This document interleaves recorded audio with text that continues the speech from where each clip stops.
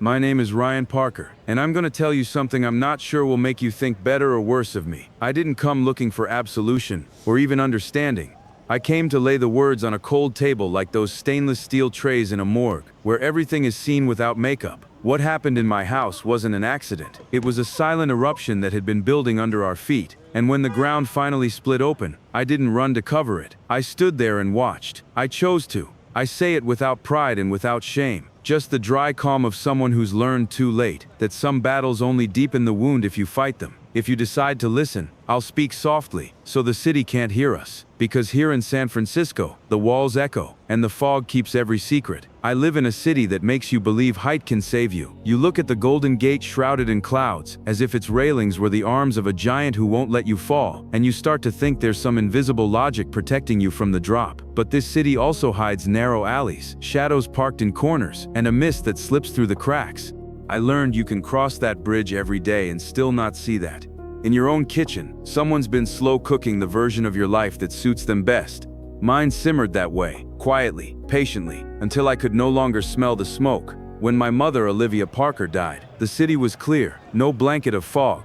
I remember walking out of the hospital and staring up at a sky so blue it felt like an insult. Olivia was a woman of useful silences, not the kind that hide, but the kind that preserve. She kept papers with the same discipline other people keep regrets. I won't tell you she was perfect, she was precise. When she told me, while she was still alive, not to make noise about certain things, I obeyed without understanding. Now I see, she was training me for a war fought without shouting. Her inheritance wasn't the spectacle people might imagine. No piles of gold, just a solid sum, a house in the Presidio shaded by eucalyptus, a few financial instruments that ticked like an expensive watch when the lawyer touched them, and a document she designed like a closed umbrella only meant to open when it rained. We signed it one gray afternoon in an Embarcadero office overlooking the ferries that skimmed the bay like expensive toys. She warned me, "Don't count on this to show off. Count on it to stay quiet." And I, with a mix of irritation and respect, agreed. Never thought that paper would be the only thing keeping me upright when the ground turned to jelly beneath me. There were 3 of us at home. Layla, my wife, Scarlett, our daughter, and me. The man who believed that his careful, unshowy way of loving was enough. We had a kitchen with spotless white tiles. The oak table, etched with the rings of our glasses, was a map of our repeated conversations, school, bills, some weekend plan, a recipe Layla wanted to try. And underneath it all, a cold current I never learned to measure.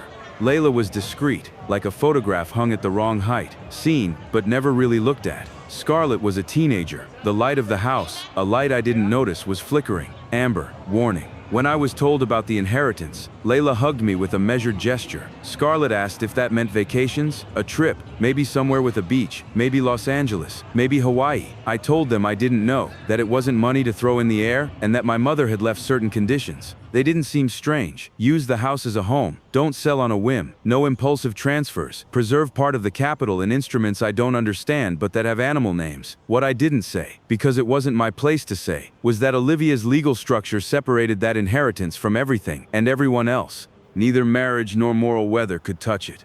It wasn't malice. It was foresight. And yes, hidden in her prudence was a quiet judgment on life. Love fades, people change, and papers are far more faithful than feelings. The first tremor didn't come with shouting. It came with an email. Scarlett wrote to me from the next room. "Dad, can we talk? But please, here first." I thought it was a silly game, until I read what followed. Someone had told her that at work, I'd committed an ethical violation, that I'd taken advantage of my mother's illness to influence her decisions, that in a decent world, that kind of thing should strip me of the inheritance. Message after message, my daughter threw words at me, big ones she barely knew, words she'd rehearsed in the mirror, coached by her mother. There were phrases that smelled of Layla, that polished porcelain syntax she used whenever she wanted something to seem cleaner than it really was. Scarlett, my brown-eyed girl, was asking for prudence, asking for explanations, as if she were a board of directors. I didn't get angry in that moment. Something far more dangerous happened. I went cold inside. Rage sometimes can cleanse, but cold preserves. I asked Scarlett to come to the living room. She arrived with her phone in her hand, holding it like a surgical instrument. She didn't look up. She told me Layla had spoken to a lawyer, a friend of a friend, and that they'd found precedents where judges, and then something else I stopped hearing. All I could think about were Olivia's afternoons at the Embarcadero office, the precision of her signature, and that absurd phrase that finally made sense. Count on this to stay quiet. I told Scarlett there were documents, that everything was clear, that I had done nothing wrong. I told her that when someone dies, they don't just leave papers, they leave a mirror. And what we see in that mirror isn't what we want to see, but what we are. That's when she finally lifted her gaze, with that mix of defiance and fear teenagers wear when they think they're grown. "I don't understand your metaphors, Dad," she said. And that sentence broke me quietly, elegantly, like a fine glass shattering without sound. Layla appeared in the doorway. She too had her phone in her hand. Her words were flawless, composed. "It would be best if I stepped aside while things were clarified. It would be best if I temporarily ceded management of certain family matters. It would be best if I demonstrated good faith. I tell you this with the same calm I breathed that day. I already knew everything was untouchable. I knew no one could take from me what Olivia had fortified. But there are victories that cost more than defeat. If I stayed to argue, if I fought over account titles, if I turned the house into a trench, I'd be burying Scarlett next to her mother's lie. So I left, not because I surrendered, but because I understood that sometimes truth needs space, and space is never negotiated aloud.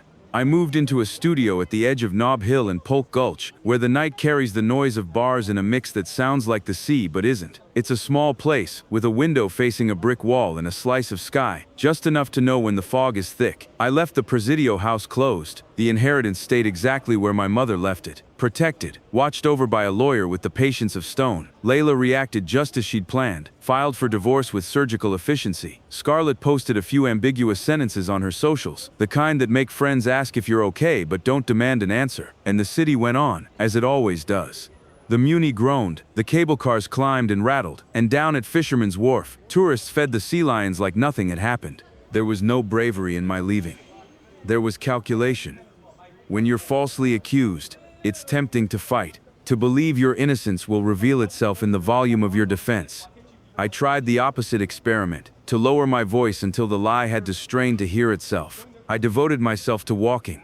I kept notes, routes from my studio to the Filbert Steps, climbing up to Coit Tower, then down toward North Beach, where cafes set out chairs on the sidewalk as if San Francisco were Rome.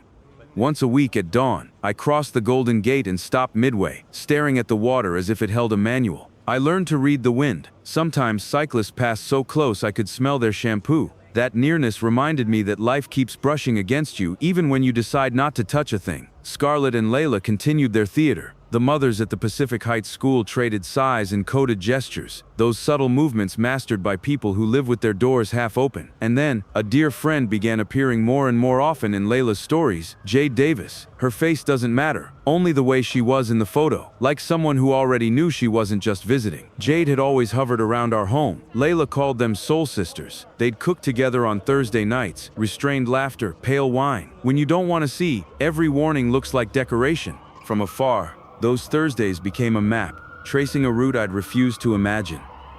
Money is a kind of truth. When it started disappearing on their side, the outlines of the story thickened like lines drawn with a black marker. Layla made plans, confident the inheritance would open like a faucet in her favor, but Olivia's document allowed no such leaks. I hadn't closed any door that wasn't already sealed. I simply didn't open the ones that weren't mine to open. Cruelty. Think of it how you want. I prefer to call it consequence. If someone sets a house on fire and then suffocates, are you cruel for not giving them air, or just watching how air really works? I heard from others, because San Francisco can be a village when it wants to be, that Layla was looking for a smaller apartment, that she'd sold jewelry I never liked, that Jade had begun to help with daily expenses. Help turned into visits, visits into stays, and stays into bodies that no longer bothered to hide. At first, Scarlett lived inside the shared script. Dad failed us. Dad cheated the system. Dad didn't deserve what he got. The same girl I once led by the hand to Ocean Beach to show her how the tide erases sandcastles was now explaining to her father what an ethical violation was. Sometimes the city repeats your life with another actor, and all you can do is sit back and applaud in silence. I started writing her letters I never sent. No dates, no addressee. Each one began the same way. Daughter, whenever you want to ask, I'm here. I folded them in 4 and kept them in a shoebox. On the lid, I glued a newspaper clipping, an old photo of Twin Peaks, the antennas like fingers in the sky.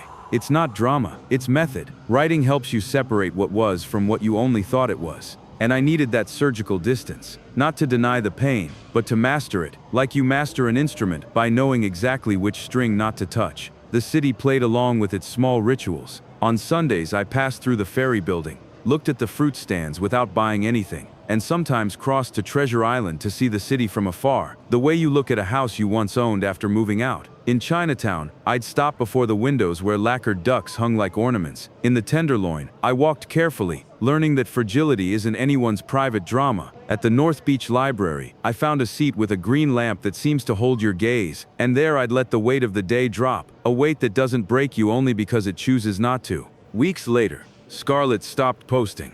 That's not a small detail for a teenager. When a play loses its audience, it starts searching for a different ending. I heard that Layla and Jade had fought loudly in a Hayes Valley cafe. Someone told me with that sly curiosity people have when they enjoy watching someone else's fall. I didn't feel joy. Revenge has a salt taste that burns the tongue, and mine was already raw, but I noted it down, like underlining a useful sentence. The seams were beginning to show. One August afternoon, the city burned under that rare sun that sneaks through the fog and warms more than it should. I was sitting on the slope at Dolores Park, watching children roll downhill like human marbles, when I saw Scarlett walking toward me. She wasn't looking for me. She walked with her eyes on the ground, as if the grass might have answers. When she finally saw me, she stopped a few meters away. I didn't say her name. I didn't want to catch her like that. She chose to approach. Her hair was in a messy braid, and she wore a sweatshirt that had once been mine. She sat at a respectful distance, said, "Mom lied to me." There were no tears. Her voice didn't shake. It was a statement, like saying, "There's a west wind today." I took a long breath, not to mix up my role, and I listened. She told me what I already knew without knowing. Layla and Jade. A different kind of love, one that didn't include me, nor tried to. She said she'd read messages, seen a photo of them together in the bathroom of our house, the Presidio house I'd closed before leaving, and that in the reflection of that picture, I wasn't there. She spoke of grown-up conversations, strategies, positions, narratives. She said the whole ethical violation idea had been Jade's. She used those exact words. It was Jade's idea. Layla had repeated it like a prayer that forgives sins.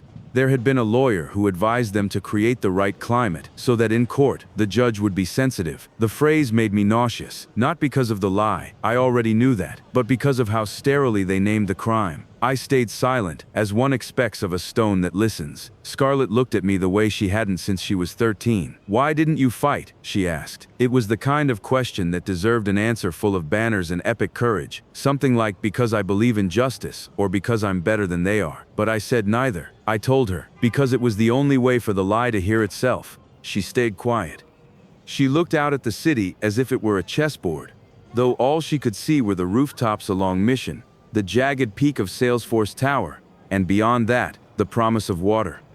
And in that moment, I understood that the love one owes a child doesn't always look like making their bed. Sometimes it looks like leaving the door slightly open and waiting, without any guarantee they'll walk back through it. We didn't hug. We didn't apologize. Scarlett said she was leaving. She turned her back with the careful grace of someone who doesn't want to break the little that still holds. She walked downhill, and I stayed on that slope, feeling my chest had shifted a few centimeters to the left. That night, I wrote another letter and didn't send it either. I tucked it into the box. I didn't want to turn regret into correspondence. I wanted that, if she ever came back, she'd find us emptied of script. The divorce was signed without spectacle. Layla tried to negotiate something about the Presidio house, and the lawyer calmly explained that it wasn't available to her imagination.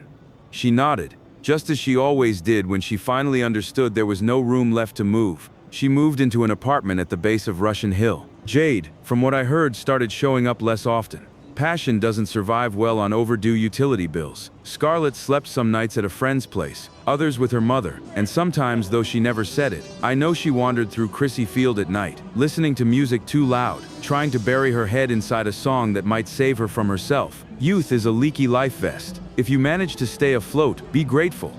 I don't want to paint Layla as some cartoon villain. She did what she thought would bring her closer to a kind of happiness the world had denied her, or that she'd denied herself. I was clumsy. I didn't see. There were signs, gloved touches, masked winks. But in my head, marriage was a sort of pact set on autopilot. No one should live like that. She wanted an exit. She just didn't know how to build it without blowing up the bridge. I chose not to point a finger above the hand. I chose to watch. not out of moral superiority, but because you learn to decide which things are worth losing sleep over. And a loud lie isn't worth that many sleepless nights. With Scarlett, silence was the tightrope. At first, a few calls, practical questions dressed as moral ones. Can I stop by the Presidio house to pick up my books? Can you sign a permission slip for a school trip? Could you transfer me money for transportation? I answered without adding more. I gave no grand speeches. Once, she asked to see me. We agreed to meet at Land's End, at that edge where the sea reminds you that everything you throw into it comes back in another language. We walked without talking. She led me to the ruins of Sutro baths. She stopped at the edge of a green rectangle of water, said, "I don't know if I can forgive myself for believing you." And I thought something I didn't say. Forgiveness is easier when it's left unspoken. I just replied, "There's no rush here." That was it. We stood there, looking at the horizon, the sun slipping behind a small cloud that seemed to hold, all by itself, the power to turn the afternoon into a sad painting. Time. That's what the city asked of me, and what I gave my life. Time and stillness. I began running at dawn along the marina, when the headlights carved lines on the pavement. I started recognizing faces, a baker opening his doors into the smell of flour, an old woman walking her dog in a ridiculous raincoat, a group of kids coming back from a party as if the world were an endless hallway. I tightened my body like you tighten a promise to keep it from escaping. I became a regular at the corner cafe, the one that smells of fresh-cut wood. They offered me consulting work, putting out fires other people had let burn. I took it. There's a strange poetry in that. A man who let his own house go up in flames now hired to extinguish the fires of others. The inheritance stayed locked away, growing slowly or not, depending on the markets. I didn't touch it more than necessary. I never used it to win ground with anyone. Sometimes I went to the Presidio house to sweep leaves. I'd open it with the dignity of someone entering a temple, mowed the lawn, oiled the hinges, made sure the rain hadn't crept in through the cracks. One afternoon, I found one of Layla's scarves on the coat rack. It still smelled of her perfume, that expensive citrus I always thought carried a kind of sadness. I folded it and placed it in a box labeled miscellaneous. Not everything deserves a ceremony. In a city like this, you learn to talk to the hills. You ask them if it was worth it. They don't answer, but they make you breathe harder. Up on Twin Peaks, I placed my hands on my knees and thought that maybe love is this, knowing where to stop so you don't lose the other person completely. I'm not saying I like it. I'm saying I could have done more damage if I'd insisted on cleaning my name in public. I preferred the suspicious glances. It's a price, and prices, like views from high places, aren't debated, they're accepted. Scarlett began to appear more often. Small messages. Sometimes she sent me photos of the bay at sunset, or of a mural in the Mission, colors spilling everywhere. She didn't ask for money. She didn't pull on guilt. I understood that, in her own way, she was learning not to be kidnapped by noise. Layla, for her part, wrote once, a brief, proper text that began with "I hope you're well," and ended with "Thank you for your patience." I read it twice. I didn't respond. Not out of emotional laziness, but coherence. When you choose silence as your instrument, you have to play it through the final note. There's no shining redemption in this story. That's what I wanted to tell you from the start. There's no final embrace that heals the fracture. Only a scar that aches with the weather. San Francisco has those cold Pacific breezes that remind the body it remembers. And my memory keeps one image above all. My daughter, phone in hand, repeating words that weren't hers, and holding that memory like a photograph never fully developed. Sometimes when I walk along the Embarcadero and see couples eating ice cream, I think of Layla, of how it must have felt to finally hear her own name spoken in a voice that for the first time sounded like hers. I don't hate her. I stepped away from that the way you step back from a big wave, knowing that if you keep watching it, it'll pull you under. Olivia's secret document, that umbrella, did save me from drowning, but it didn't keep me dry, because what I lost wasn't the inheritance. It was a territory I thought was mine, my daughter's gaze. I let the lie drain out, the way a battery runs down, knowing that while it fades, there's no music left to hear. If you were to ask me today, and I invite you to, even if I can't hear you, whether it was worth leaving, I'd tell you yes and no. Yes, because truth sometimes needs to be left alone, uninterrupted by arguments. No, because that silence left me with questions that will keep me company until the last night. There's a bridge in this city that defines it. People think the Golden Gate is the perfect metaphor. 2 pillars, a taut curve, cables that hold against unseen winds. But now, when I cross it, I don't think of that. I think of the bolts, the tiny pieces no one notices on postcards. Yet if they loosen, everything trembles. My house came apart from bolts I never checked. I'm not the perfect victim. I was a man who stopped listening in time. Layla went looking for a different music. Scarlett got lost between the tracks, confusing her mother's voice for her own. And I moved into a room where the only sound was my breathing and the hum of a tired refrigerator. If you're waiting for me to tell you Scarlett came home with a suitcase and a dad, I'm sorry. You're going to be disappointed. It didn't happen. What we have is a quiet truce. We meet on Tuesdays at a cafe in North Beach. She orders a tea she never finishes. I order an Americano that cools before I'm halfway through. We talk about small things. A teacher who quotes poets no one understands. A friend who fell in love with a musician. The neighbor's cat who stopped appearing at the window. Sometimes, just barely, the conversation slips into deeper ground. I tell her that her name Scarlett was chosen because her mother loved colors you can feel before you see. I tell her that Olivia, her grandmother, wasn't cold, just precise. That the document wasn't spite, but a way of making sure love never turned into currency. She listens. And in the way she listens, I recognize a crack, one through which light might someday come in. More than once, I've thought about selling everything, leaving the city, starting over somewhere no one can pronounce my story.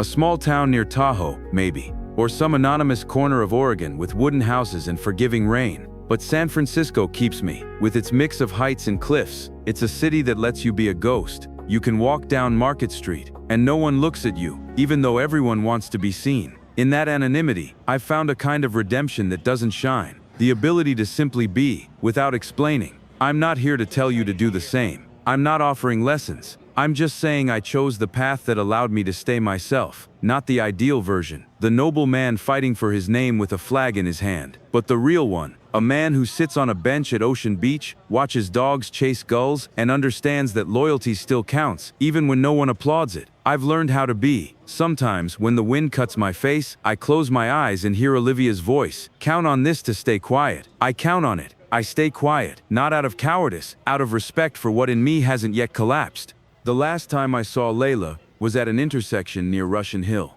She was carrying a grocery bag. She looked at me the way you look at a relative in a waiting room, affection held at rest.